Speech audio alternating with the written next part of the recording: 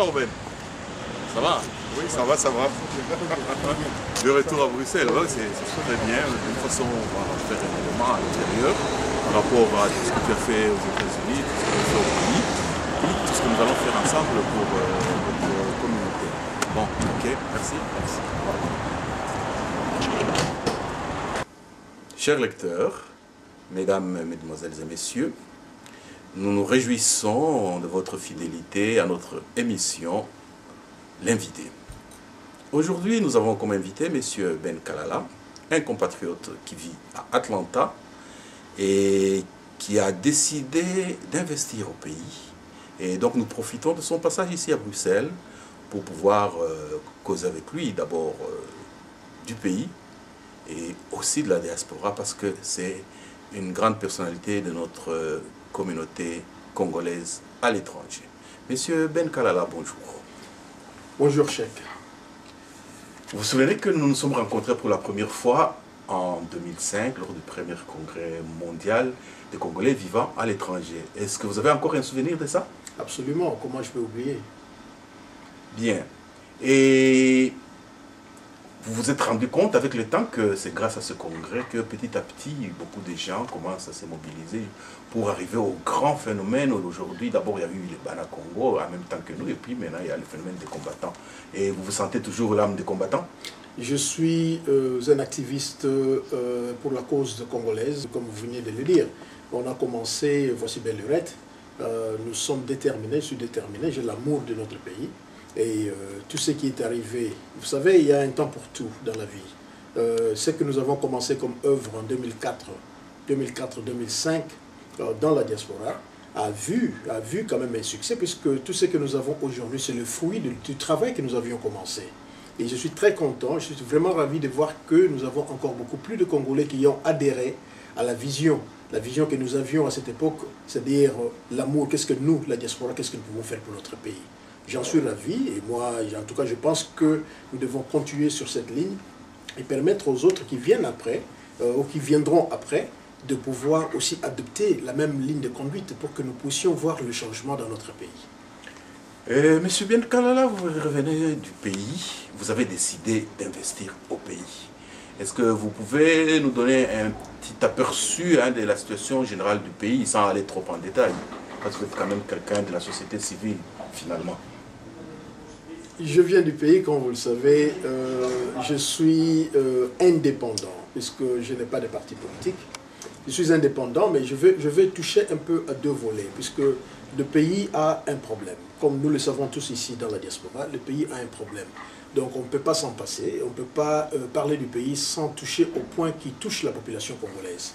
Actuellement, comme vous le savez, nous avons un problème politique qui touche la guerre de l'Est. Quand nous avions décidé à l'époque de marcher, d'organiser des marches, d'organiser des manifestations ici à l'étranger, c'était parce que nous voulions voir un changement. C'est nous, la diaspora, qui avions tiré la sonnette d'alarme parlant de la balkanisation de notre pays, parlant des menaces à l'Est de notre pays. C'était nous, de la diaspora.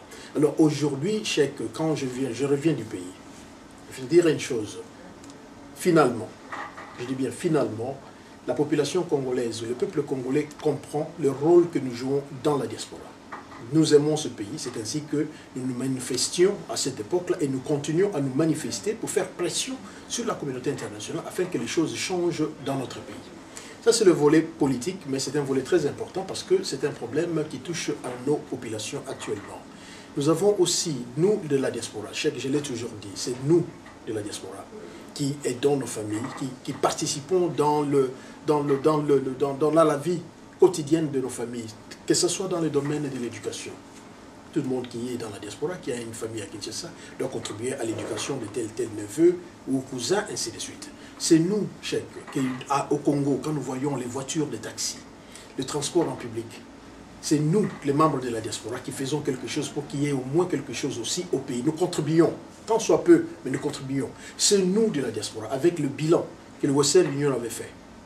L'argent que nous envoyons d'ici, de la diaspora, vers le pays. Que nous le voulions ou pas, ça contribue au développement de notre pays. Nous avions parlé, Western Union, à l'époque, avait fait une étude sur plus d'1 milliard de dollars chaque année. Plus d'1 milliard de dollars chaque année qui partaient de la diaspora vers le pays. cet accord, nous, de la diaspora. Alors, avec tout ce rôle que nous jouons, surtout le rôle que nous jouons au pays, je pense que nous devons nous prendre vraiment au sérieux pour que nous puissions voir le changement dans notre pays. Puisque la solution du problème de notre pays, ce ne sera pas seulement une solution politique. Maintenant, je me suis investi au pays, comme vous avez dit. Je me suis investi au pays. Si je me suis investi dans le domaine des transports en commun, qui est encore un fléau dans la société congolaise, c'est parce que nous avons vu que c'était un problème qui devait être résolu. Mais en dehors du domaine de transport, je suis aussi dans l'humanitaire. Aujourd'hui, chaque moment où nous parlons, j'ai 22 enfants au Congo, des orphelins que nous avons pris en charge grâce à la fondation que nous avons mise en place depuis 2005. Les élections de 2006 m'avaient donné l'occasion, l'opportunité d'aller dans les fins fonds de notre pays pour voir réellement dans quelles conditions nos enfants étudiaient. Alors je me suis rendu compte qu'il fallait faire quelque chose. C'est ainsi qu'aujourd'hui, au moment où nous parlons, nous avons 22 enfants dans l'orphelinat avec l'organisation que nous appelons les enfants du Congo, la fondation Les Enfants du Congo. Ces enfants-là, c'est l'avenir de notre pays. Nous avons des docteurs, nous avons des médecins, nous avons des avocats, nous avons des enseignants, des politiciens même, nous avons des dirigeants communautaires, des leaders communautaires parmi ces enfants-là. Mais nous leur avons donné maintenant l'occasion qu'ils puissent aller à l'école, qu'ils puissent étudier et que demain ils deviennent utiles à notre société. Donc voilà juste un peu, sans entrer en détail comme vous l'avez dit, voilà juste un peu les actions que nous sommes en train, moi je me suis investi, dans lesquelles je me suis investi au pays, pour que je puisse apporter un petit rien, une brique à la reconstruction, au développement, au changement des vies que nous avons tant décrié à partir de la diaspora. Monsieur Ben Kalala, vous vivez également à Atlanta, aux États-Unis. Et il y a même la grande chaîne CNN, qui, si je m'abuse, qui est dans votre ville et où on vous voit de temps en temps passer au nom du pays. Qu'est-ce que vous avez pu mener comme action là-bas dans la communauté pour le pays? Merci Cheikh pour cette question. Vous savez, comme vous avez soulevé la CNN, c'est une des actions que nous avions menées au pays. Vous savez que Atlanta, par exemple, la ville de Martin Luther King, où j'habite, je continue à habiter, bien qu'il soit au pays pour le moment, j'ai œuvré au sein de cette communauté comme président de la communauté. Évidemment, j'ai suivi les pas de Major Pika, qui m'avait précédé. Et en plus, je suis aujourd'hui où nous parlons, je suis président honoraire puisque je venais d'organiser des élections dans la communauté congolaise d'Atlanta, afin de passer le flambeau à la jeunesse, à une nouvelle génération qui va conduire les affaires de la communauté, puisque je ne peux pas servir la communauté en étant au Congo. Je suis aussi, parmi les actions que nous avions menées, nous avions mis ensemble l'Union des communautés congolaises des États-Unis d'Amérique, en sigle UCCA. United Congolese Community of America. Donc, dans cette organisation, nous regroupons toutes les communautés congolaises des États-Unis d'Amérique, reconnues officiellement aux États-Unis d'Amérique, toujours dans le souci de voir les choses changer chez nous. Donc, vous savez, quand on travaille, quand on se donne corps et âme, les sacrifices qu'on endure pour travailler pour la communauté, ce n'est pas chose facile. C'est ainsi que je m'étais dit que la lutte que nous menons ici à l'extérieur, que ce soit pour les combattants, ou pour les Congolais modérés, la lutte que nous menons à l'extérieur, elle est utile, mais elle serait beaucoup plus efficace si on la ramenait chez nous plutôt. C'est ainsi que j'ai fait les déplacements du pays depuis 2006, les élections de 2006. Je me suis retrouvé au pays comme candidat puisque j'avais l'ambition de prendre la ville de Kinshasa comme gouverneur. Les élections passées de 2011, j'étais encore au pays pour postuler à la députation nationale. Comme nous savons ce que nous avons connu comme élection, c'est ainsi qu'aujourd'hui, nous nous retrouvons en tant qu'indépendant, je me retrouve en tant qu'indépendant, mais maintenant en posant des actions concrètes dans notre pays. Bien, Ben. Il y a un proverbe de chez nous qui dit si vous voulez déplacer une montagne, il suffit que vous soyez des milliers, si pas des millions, chacun déplace une petite pierre et la montagne va se déplacer. Et vous vous souvenez, parmi les résolutions de différents congrès, on avait pensé faire un jumelage entre une commune d'ici, en Occident, et une commune au Congo. Et comme vous êtes là-bas, si on faisait ce projet-là et qu'on vous confiait la coordination au niveau du pays, alors que nous qui sommes ici, on puisse sensibiliser tous les Congolais qui vivent ici à l'étranger. Vous pensez être en mesure, avec les relations que vous êtes faites là-bas, avec votre expérience maintenant, de pouvoir aider les Congolais qui sont à l'étranger à mener à bien ce projet? Vous savez, Cheikh, moi j'ai toujours dit ceci, les problèmes du Congo nous concernent tous. Il faut avoir l'amour pour ce pays-là. L'effort que j'ai fait de quitter les États-Unis d'Amérique, où j'ai investi 30 ans de ma vie, pour aujourd'hui parler du Congo, pour aujourd'hui rentrer au pays et voir comment est-ce que nous pouvons apporter une petite pierre pour la reconstruction, pour le changement. Je pense que le problème se situe au niveau de la confiance que nous faisons entre nous. Pas seulement à ce niveau, et en plus de la confiance, et aussi de la détermination que nous avons entre nous de voir les choses changer dans notre pays. Moi, je pense que, d'abord, je dois commencer par saluer l'initiative du Congrès mondial des Congolais de l'étranger, auquel j'avais assisté à au tout premier sommet ici en Belgique, j'ai quitté les États-Unis. Je vous avais félicité à l'époque, en 2004-2005, quand j'ai dit qu'en tout cas, quand j'avais reçu le message concernant la rencontre des Congolais de l'étranger à Bruxelles, j'avais fait allusion à la table ronde. Je dis en tout cas, c'est un moment inoubliable, c'est un moment historique de notre histoire, de nous en tant que Congolais, que nous puissions nous mettre ensemble et voir ce que nous pouvons faire pour notre pays. C'est ainsi que j'avais quitté les États-Unis pour venir ici en Belgique. Et aujourd'hui, depuis ce temps-là, on avait parlé du jumelage, puisqu'il ne suffit pas seulement de parler. Il faut arriver à des conclusions, il faut arriver à des actions concrètes. Le jumelage, je pense que c'est une des actions concrètes que nous, membres de la diaspora, nous devons poser pour notre pays. Moi, je pense que c'est une action à louer. Alors, en ce qui me concerne, comment est-ce que si je peux accepter, mais mon Dieu, qu'est-ce que je peux dire? Cette volonté, puisque ça rentre dans le cadre, du souci que j'ai envers le pays, de voir les choses changer, puisque je sais la nécessité, puisqu'en anglais, nous appelons cela Sister City. Sister City, donc c'est le même terme que nous disons ici, jumelage, Sister City.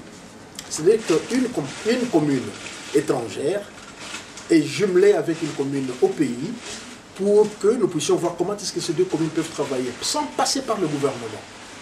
Nous avons connu beaucoup de choses. Il y a beaucoup de choses qu'on peut faire dans notre pays sans passer par le gouvernement, puisque les associations, les organisations non gouvernementales font beaucoup de choses au pays. Moi, je pense que ça rentre dans les actions d'organisations non gouvernementales où directement on peut mettre en contact les deux communes avec dans toute la transparence. Moi, ce qui importe pour moi, c'est la transparence.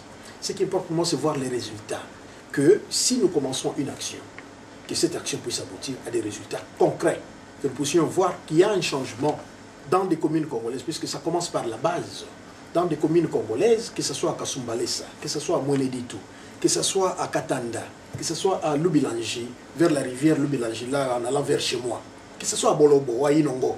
Donc nous voulons voir que nous de la diaspora, c'est que je vais rentrer un petit détail. Hein. Oui, vous savez l'Arménie compte 10 millions d'habitants.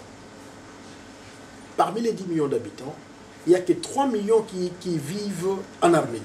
7 millions d'Arméniens vivent à l'extérieur. Et ce sont ces 7 millions d'Arméniens qui, en fait, je ne vais pas utiliser le mot diriger, qui dirigent leur pays. Ils ont constitué un lobby très fort à partir de l'extérieur. Pourquoi ils le font? C'est l'amour qu'ils ont envers leur pays. On ne peut pas tourner le dos. Toi et moi, nous avions étudié au Congo, à l'école primaire. Est-ce que nous avions payé le Minerval? À l'université, on avait droit à la bourse d'études. Mais qu'est-ce que nous pouvons faire maintenant que nous sommes à l'étranger? Qu'est-ce que nous pouvons faire pour notre pays?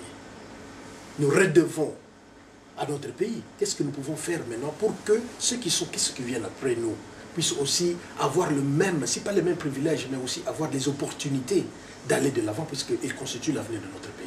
Donc je salue cette initiative et je suis disposé. Je suis disposé, moi Ben Kalala, je suis disposé à œuvrer pour des actions concrètes dans notre pays. Ok, merci beaucoup. Votre dernier mot de la fin, en fait, en direction de tous les Congolais qui vivent à l'étranger et qui nous suivent. 2, en direction de nos amis, les intellectuels qui vivent au pays, qui, comme toi et moi, avaient aussi joui de la bourse de l'État Congolais ou Zaïrois à l'époque. Qu'est-ce que vous pouvez leur lancer comme message? À ces deux groupes, c'est-à-dire les Congolais qui vivent à l'étranger et à ceux-là qui sont restés au pays, mais qui avaient contribué à étudier, qui avaient étudié grâce à l'État congolais ou à l'État zaïrois à l'époque, disons que quand vous prenez l'ascenseur, il faut savoir le remettre.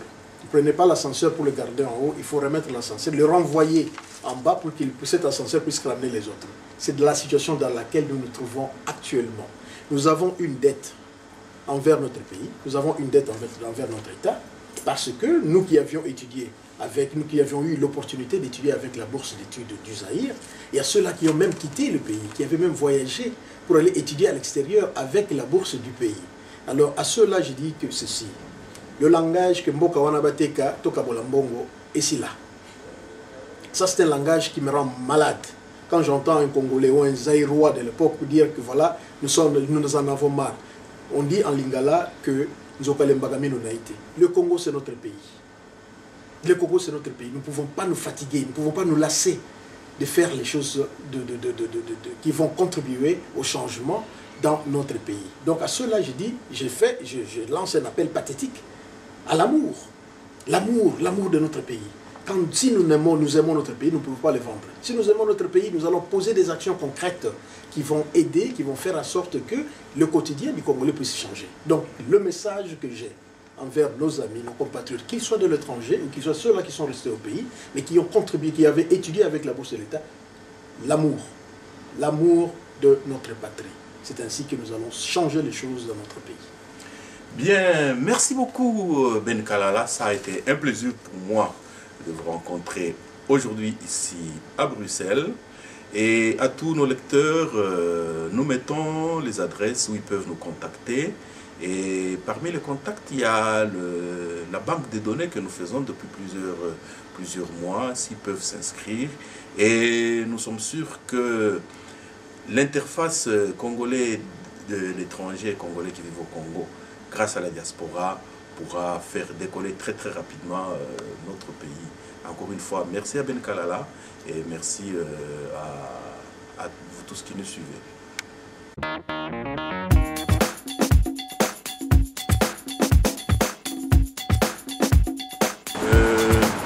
Quand vous venez,